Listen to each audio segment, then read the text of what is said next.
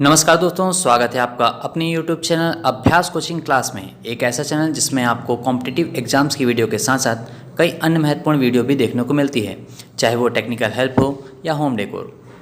दोस्तों, SSC GD की series में यह 6वां वीडियो है। इसमें हम कॉन्स्टिट्यूशन के वीडियो को आगे बढ़ाएंगे और आज 20 और महत्वपूर्ण क्वेश्चनों के बारे में अपन चर्चा करेंगे।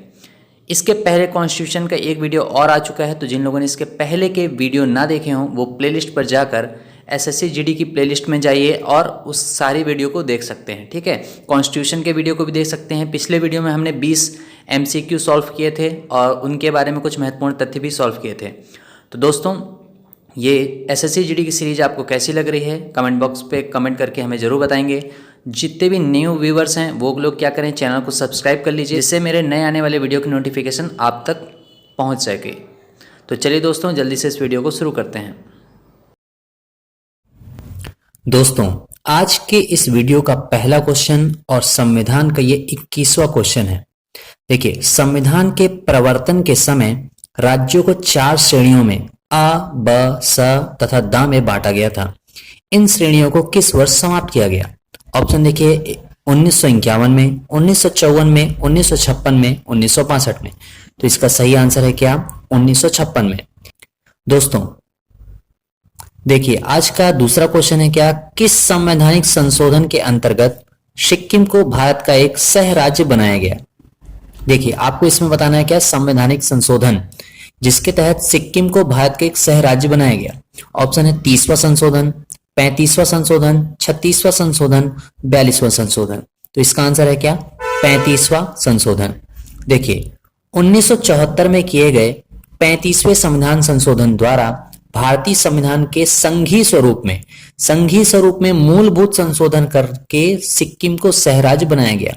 देखिए, संघीय स्वरूप का मतलब होता है कई सारे राज्यों को मिलाकर एक संघ प्रदेश बनाना, जिसे हम देश भी कहते हैं। दोस्तों, आज का नेक्स्ट क्वेश्चन देखिए, किस अनुच्छेद के तहत संसद को नागरिकता के संबंध में कानून बनाने का अधिकार प्रदान किया गया है? यानी नागरिकता के संबंध में कानून बनाने का अधिकार किस अनुच्छेद में वर्णित है?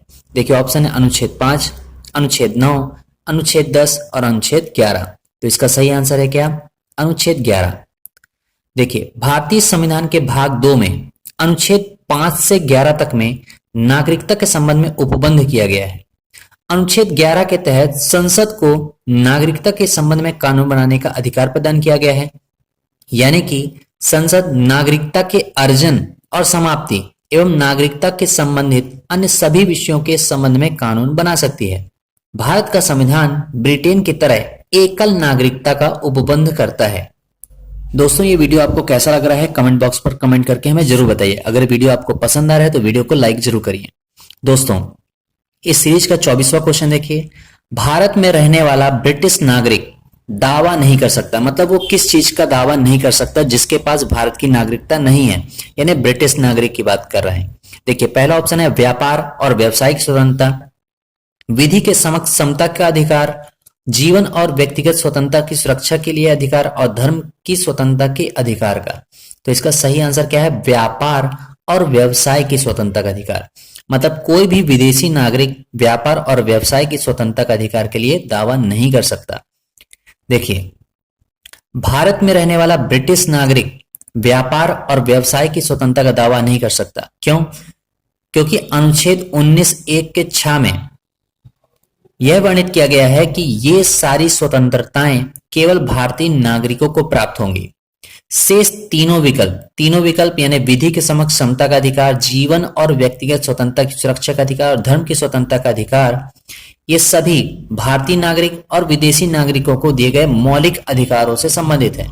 ठीक है, यानी बाकी के जो 3 ऑप्शन है वो क्या है? मौलिक अधिकार हैं।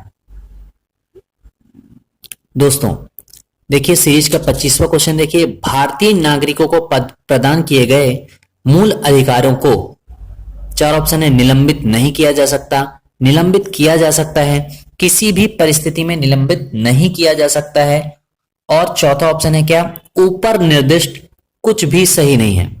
देखिए, जो आपको मौलिक अधिकार हैं उसको निलंबित किया जा सकता है। तो देखिए, इसका सेकंड ऑप्शन है क्या? निलंबित किया जा सकता है।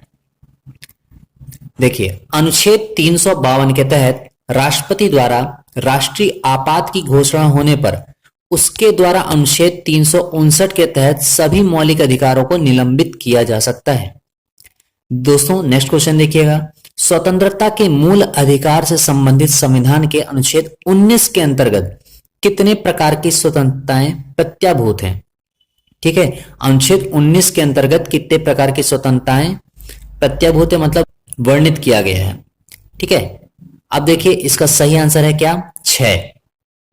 देखिए अनुच्छेद 19 मूल संविधान में 7 तरह की स्वतंत्रताओं का उल्लेख था, लेकिन अब ये क्या है? केवल 6 है।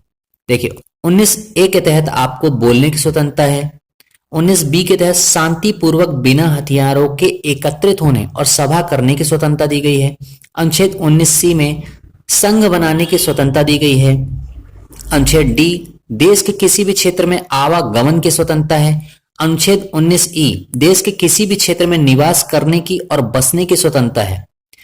अनुच्छेद 19F संपत्ति का अधिकार दिया गया है और अनुच्छेद 19G कोई भी व्यापार एवं जीविका चलाने की स्वतंत्रता दी गई है।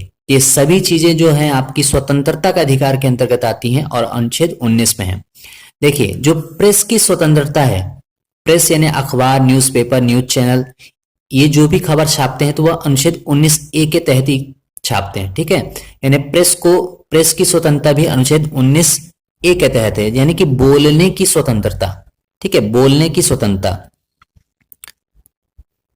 दोस्तों नेक्स्ट क्वेश्चन देखिएगा, संविधान के किस अनुच्छेद द्वारा सिखों द्वारा कृपाण धारण करना धार्मिक स्वतंत्रता का अंग माना गया है? ऑप्शन देखिए, अनुच्छेद 24, अनुच्छेद 25, अनुच्छेद 26 और अनुच्छेद 27। तो इसका सही आंसर है क्या? अनुच्छेद 25। देखिए अनुच्छेद 25 अंतःकरण की और धर्म को अबाध रूप से मानने, आचरण और प्रचार करने की स्वतंत्रता, यानी कोई भी व्यक्ति किसी भी धर्म को मान सकता है, उसका प्रचार प्रसार कर सकता है। यह है क्या? धार्मिक स्वतंत्रता, अनुच्छेद 25। देखिए 28वां क्वेश्चन देखिए, निम्नलिखित में से किस लेख के द्वारा किसी सक्षम न्यायालय द्वारा किसी व्यक्ति, निगम या निचली अदालत को कोई ऐसा कार्य करने के लिए आदेश दिया जाता है जो उसकी कर्तव्य सीमा में आता है, जिसको उन्हें पूरा करना चाहिए? तो देखिए किस लेख द्वारा, मतलब लेख को क्या कहते हैं यह आपको बताना है। ऑप्शन है क्या? उत्प्रेषण, परमादेश, निषेधाज्ञा और बंदी प्रत्यक्षीकरण। देखिए आपको बताना क्या है, सक्षम न्यायालय द्वारा किसी भी व्यक्ति, निगम या निचली अदालत को ऐसा कार्य करने के लिए आदेश दिया जाए जो उसकी कर्तव्य सीमा में आता है, जिसको उन्हें पूरा करना चाहिए। देखिए ऊपरी व्यक्ति, ऊपरी अदालत क्या करेगी? अपने से नीचे वाले को बोलेगी कि यार आप काम करिए, या आपने अपनी ये कार्य आपके सीमा में आता है परंतु आपने उस कार्य को नहीं किया, तो ये एक परमादेश कहलाता है। ठीक है, परमादेश यानी ऊपर वाला नीचे वाले को बोलता है, ऊपर वाला अपने से नीचे वाले को बोलेगा, ये परमादेश होता है। ठीक है, देखिए परमादेश का लेख उस समय जारी किया जाता है जब कोई पदाधिकारी अपने सार्वजनिक कर्तव्य का निर्वाह नहीं करता। इस प्रकार आज्ञा पत्र के आधार पर पदाधिकारी को उसके कर्तव्य का पालन करने का आदेश दिया जाता है। दोस्तों 29वां क्वेश्चन देखिएगा, 6 वर्ष की आयु से 14 वर्ष की आयु के बीच के सभी बच्चों यानी शिशुओं को शिक्षा का अधिकार दिया गया है। आपको बताना है जो 6 साल से 14 साल तक के बच्चों को निःशुल्क शिक्षा और अनिवार्य शिक्षा दी जाती है, वो बच्चों के लिए कौन सा अधिकार है? सांविधिक अधिकार है, मूल अधिकार है, राज्यों की नीति सिद्धांतों में शामिल है, इनमें से कोई नहीं? तो इसका आंसर है क्या? मूल अधिकार। देखिए 86वां संविधान संशोधन 2002 को हुआ है, उसके तहत अनुच्छेद 21 का में इसे मौलिक रूप से जोड़ा गया है, मौलिक अधिकार के रूप में जोड़ा गया है। 6 वर्ष से 14 वर्ष की आयु के सभी बच्चों को मुफ्त शिक्षा और अनिवार्य शिक्षा दी जाएगी। देखिए 30वां क्वेश्चन देखिएगा, राज्य के नीति निर्देशक तत्वों में निम्नलिखित में से किन किन प्रकार के सिद्धांत अंतर्निहित है? राज्य के नीति निर्देशक तत्वों में देखिए आर्थिक सिद्धांत, सामाजिक सिद्धांत, प्रशासनिक सिद्धांत और उपर्युक्त सभी। तो इसका सही आंसर है क्या? उपर्युक्त सभी। देखिए राज्य के नीति निर्देशक तत्वों को संविधान के भाग 4 में अनुच्छेद 36 से 51 तक शामिल किया गया है। राज्य के नीति निर्देशक तत्वों का उल्लेख नीति निर्माताओं के सामने कुछ सामाजिक व आर्थिक लक्षणों को प्रस्तुत करता था ताकि वृहद सामाजिक आर्थिक समानता की दिशा में देश में सामाजिक बदलाव लाई जा सके। सर्वोच्च न्यायालय ने भी राज्य के नीति निर्देशक तत्वों से संबंधित कुछ निर्णय दिए हैं। दोस्तों, ये वीडियो कैसा लग रहा है कमेंट बॉक्स पर कमेंट करके हमें जरूर बताएं। अगर वीडियो आपको पसंद आ रहा है तो वीडियो को लाइक करिए, चैनल को सब्सक्राइब करिए और दोस्तों तक इस वीडियो का लिंक को शेयर करिए। दोस्तों, 31वां क्वेश्चन देखिए, किसी नीति निर्देशक सिद्धांतों को प्रायः समाजवादी माना जाता है। समाजवादी मतलब ऐसा कौन सा नीति निर्देशक सिद्धांत है जिसे समाजवादी माना जाता है? ऑप्शन देखिए, ग्राम पंचायतों की स्थापना, गोवध का प्रतिबंध, अंतरराष्ट्रीय शांति एवं सुरक्षा को प्रोत्साहन, आय की असमानताओं को कम से कम करना। तो इसका सही आंसर क्या है? ग्राम पंचायतों की स्थापना। दोस्तों देखिए, राज्य के नीति निर्देशक सिद्धांत के अनुच्छेद 40 में ग्राम पंचायतों का संगठन बताया गया है, यानी ग्राम पंचायत जो है अनुच्छेद 40 के तहत संगठित होती हैं। देखिए 32वां क्वेश्चन देखिएगा, निम्न में से कौन सा एक भारत के संविधान में यथा प्रतिष्ठापित राज्य की नीति के निर्देशक तत्व का भाग नहीं है? ठीक है, नीति निर्देशक तत्वों में जो नहीं आता है वो आपको बताना है। सामान्य न्याय और निःशुल्क विधि सहायता, राष्ट्रीय महत्व के स्मारकों, स्थानों तथा वस्तु का संरक्षण, पर्सनल लॉ का संरक्षण, न्यायपालिका को कार्यपालिका से अलग करना। तो इसका आंसर है क्या? पर्सनल लॉ का संरक्षण। देखिए, भारतीय संविधान के भाग 4 में अनुच्छेद 36 से 51 तक राज्य के नीति निर्देशक तत्वों का वर्णन किया गया है। जो नीति निर्देशक तत्व हैं वो आयरलैंड के संविधान से लिया गया है। अनुच्छेद 39 का में वर्णित है कि सभी को सामान्य न्याय एवं कमजोर वर्गों को निःशुल्क विधि सहायता की व्यवस्था राज्य सरकार करेगा। अनुच्छेद 49 में राष्ट्रीय महत्व के स्मारकों एवं स्थलों के संरक्षण की बात कही गई है। अनुच्छेद 50 के तहत कार्यपालिका का न्यायपालिका से पृथक्करण एक नीति निर्देशक तत्व है। पर्सनल लॉ का संरक्षण नीति निर्देशक तत्व नहीं है। ठीक है, यानी इसका जिक्र नीति निर्देशक तत्वों में नहीं किया गया। नेक्स्ट क्वेश्चन देखिएगा, निम्न में से कौन सा मौलिक कर्तव्य नहीं है? ठीक है, मौलिक कर्तव्य नहीं, ये आपको बताना है। आम भाईचारे की भावना को उजागर करना, राष्ट्रीय उद्यमों का संरक्षण करना, वैज्ञानिक संस्कार का विकास करना, भारत की समृद्धि विरासत का संरक्षण करना। ठीक है, तो इसका सही आंसर क्या है? राष्ट्रीय उद्यमों का संरक्षण करना। देखिए, जो मूल कर्तव्य है पहले वो मूल संविधान में नहीं थे। मूल कर्तव्यों को 42वें संविधान संशोधन 1976 द्वारा जोड़ा गया है। श्री स्वर्ण सिंह समिति की सिफारिश पर आंतरिक आपातकाल की जरूरत एवं आवश्यकताओं को पूरा करने के लिए लाया गया था। ठीक है, यानी जो मौलिक कर्तव्य हैं उनको किस समिति की सिफारिश पर जोड़ा गया? तो आप बोलेंगे क्या? श्री स्वर्ण सिंह समिति की। ठीक है, श्री स्वर्ण सिंह समिति, कहीं पे सरदार स्वर्ण सिंह भी लिखा रहता है। देखिए, मौलिक कर्तव्यों की संख्या कितनी है? 11। पहला है क्या? संविधान का पालन करें और उसके आदर्शों, संस्थाओं, राष्ट्रध्वज और राष्ट्रगान का आदर करें। दूसरा मौलिक कर्तव्य क्या है? स्वतंत्रता के लिए हमारे राष्ट्रीय आंदोलन प्रेरित करने वाले उच्च आदर्शों को हृदय में संजोए रखें और उनका पालन करें। तीसरा है, भारत की प्रभुता, एकता, अखंडता की रक्षा करें और उसे अक्षुण्य बनाए रखें। चौथा है, देश की रक्षा करें और आह्वान किए जाने पर राष्ट्र की सेवा करें। पांचवा, भारत के सभी लोग समरसता और सम्मान एवं भ्रातृत्व की भावना का निर्माण करें, जो धर्म, भाषा और प्रदेश या वर्ग के भेदभाव पर आधारित न हो। उन सभी प्रथाओं का त्याग करें जो महिलाओं के सम्मान के विरुद्ध हो। छठवां, हमारी सामाजिक संस्कृति की गौरवशाली परंपरा का महत्व समझे और उसका परीक्षण करें। सातवां, प्राकृतिक पर्यावरण जिसके अंतर्गत वन, झील, नदी, वन्य प्राणी आदि आते हैं, उनकी रक्षा करें और संवर्धन करें तथा प्राणी मात्र के प्रति दयाभाव रखें। आठवां देखिए, वैज्ञानिक दृष्टिकोण, मानवतावाद व ज्ञानार्जन तथा सुधार की भावना का विकास करें। नौवां है, सार्वजनिक संपत्ति को सुरक्षित रखें व हिंसा से दूर रहें। 10वां है व्यक्तिगत और सामूहिक गतिविधियों के सभी क्षेत्रों में सतत उत्कर्ष की ओर बढ़ने का प्रयास करें, जिससे राष्ट्र प्रगति करते हुए प्रयत्न और उपलब्धि की नई ऊंचाइयों को छू सके।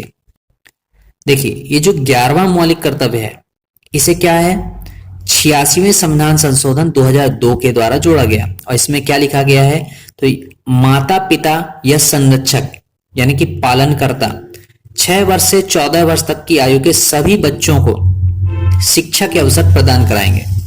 ठीक है, तो ये सारे 11 मौलिक कर्तव्य हैं। अब देखिए नेक्स्ट क्वेश्चन है, संसद के कितने सत्र होते हैं? ऑप्शन है बजट सत्र, मानसून सत्र, शीतकालीन सत्र और उपर्युक्त सभी। तो इसका सही आंसर क्या है, उपर्युक्त सभी।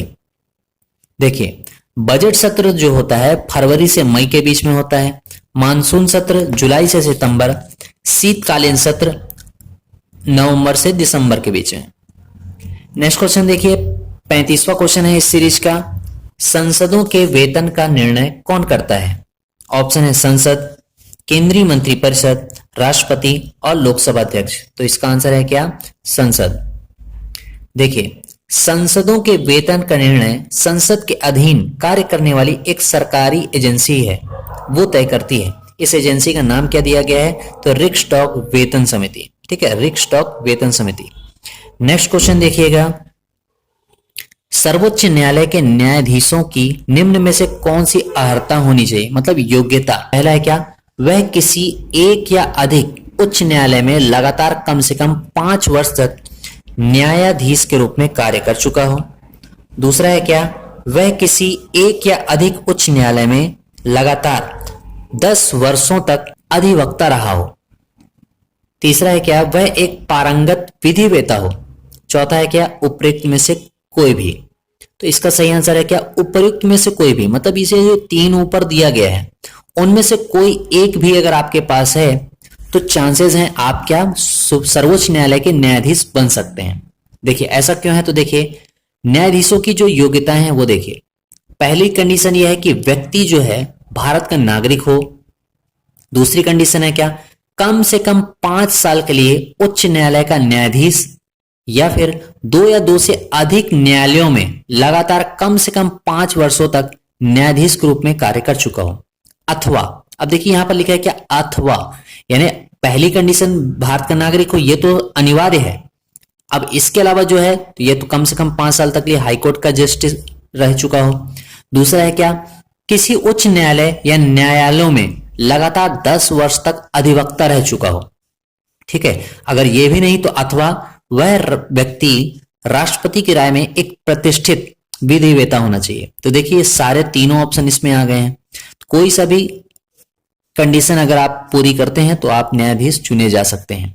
देखिए यहां यह जानना आवश्यक है कि उच्चतम न्यायालय का न्यायाधीश बनने हेतु किसी भी प्रदेश के उच्च न्यायालय में न्यायाधीश का 5 वर्ष तक का अनुभव होना अनिवार्य है।